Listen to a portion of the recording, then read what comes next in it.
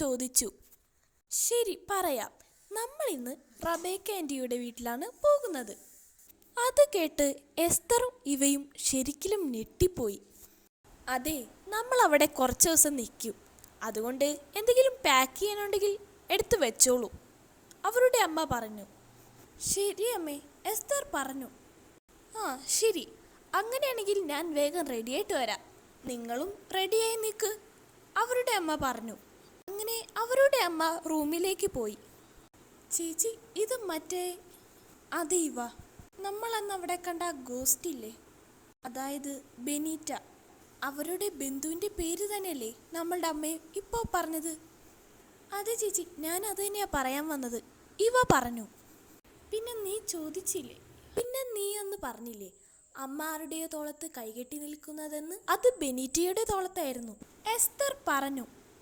ഇതൊക്കെ ചേച്ചിക്ക് എങ്ങനെ അറിയാം? ഇവ ചോദിച്ചു. അത് ഞാൻ അവിടെ നിന്നും പോകുന്നതിന് മുമ്പ് ചോദിച്ചു. പിന്നെ അവർക്ക് ഒരു റിലേറ്റീവ് മാത്രമല്ല, ഒരു സിസ്റ്റർ കൂടിയുണ്ട്. അത് അനീറ്റയാണ്, അതായത് നമ്മുടെ അമ്മ, എസ്തർ പറഞ്ഞു. എന്ത് ചേച്ചി, ഇത് സത്യമാണോ? ഇവ ചോദിച്ചു. അല്ല, ഇനി സത്യമാണെങ്കിൽ തന്നെ അമ്മ എന്തുകൊണ്ടാ നമ്മളുടെ അടുത്ത് പറയാതിരുന്നത്? ഇവ ചോദിച്ചു. അത് തന്നെയാ എനിക്ക് മനസ്സിലാവാത്തത്, എസ്തർ പറഞ്ഞു. അങ്ങനെ അവർ ചിന്തിച്ചു കൊണ്ടിരിക്കെ അവരുടെ അമ്മ റൂമിൽ നിന്നു വന്നു.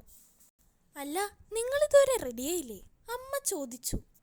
ഞങ്ങൾ റെഡിയാവാൻ പോവുകയാണമ്മേ, എസ്തർ പറഞ്ഞു. എന്നാ വേഗം റെഡിയാവ്, അമ്മ പറഞ്ഞു. ശരി അമ്മേ, എസ്തർ പറഞ്ഞു. അങ്ങനെ അവർ റെഡിയാവാൻ വേണ്ടി റൂമിലേക്ക് പോകുന്നു. എസ്തറും ഇവയും ബാഗൊക്കെ പാക്ക് ചെയ്ത് പോകാൻ ഒരുങ്ങുന്നു. ചേച്ചി, എല്ലാം എടുത്തു വെച്ചിട്ടില്ലേ? ഇവ ചോദിച്ചു. എല്ലാം എടുത്തു വെച്ചിട്ടുണ്ട് ഇവ, എസ്തർ പറഞ്ഞു. അങ്ങനെ അവർ കാറിൽ കയറുന്നു. അങ്ങനെ അവർ പോകുന്നതിനിടയിൽ ഇവ ചോദിച്ചു. അല്ല ചേച്ചി, എന്താ പ്ലാൻ? ഇവ ചോദിച്ചു. എന്ത് പ്ലാൻ? എസ്തർ ചോദിച്ചു. അല്ല, ചേച്ചിയല്ലേ പറഞ്ഞത് ബെനീറ്റയുടെ സിസ്റ്ററാണ് നമ്മളുടെ അമ്മ എന്ന്? ഇവ പറഞ്ഞു. അതെ, വെറും സിസ്റ്റർ അല്ല, ടിൻ സിസ്റ്റർ, എസ്തർ പറഞ്ഞു. എന്ത് ചേച്ചി, വെറുതെ പറയല്ലേ, ഇവ പറഞ്ഞു. ഞാൻ സത്യമായിട്ടാ ഇവ പറഞ്ഞത്, എസ്തർ പറഞ്ഞു.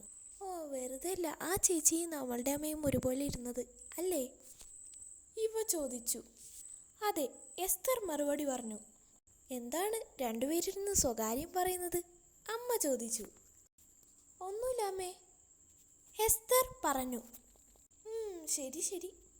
അങ്ങനെ അവർ എത്തിയപ്പോൾ രാത്രിയായി. അവർ റബേക്കയുടെ വീട്ടിൽ എത്തുന്നു. അതിനുശേഷം അവരുടെ അമ്മ കോളിംഗ് ബെൽ അടിക്കുന്നു. അങ്ങനെ വാതിൽ തുറക്കുന്നു. റബേക്കയല്ലേ? അവരുടെ അമ്മ ചോദിച്ചു. അതെ, ആരാ? റബേക്ക ചോദിച്ചു. റബേക്ക, ഇത് ഞാനാ, അനീറ്റ. ഓ അനീറ്റ, എത്ര നാളായി നിന്നെ കണ്ടിട്ട്? റബേക്ക പറഞ്ഞു. എന്തൊക്കെയുണ്ട് വിശേഷം? വാ, കേറി വാ. അപ്പോൾ എസ്തറും ഇവയും അകത്ത് ഒരു സോഫയിൽ ഇരിക്കുന്നു.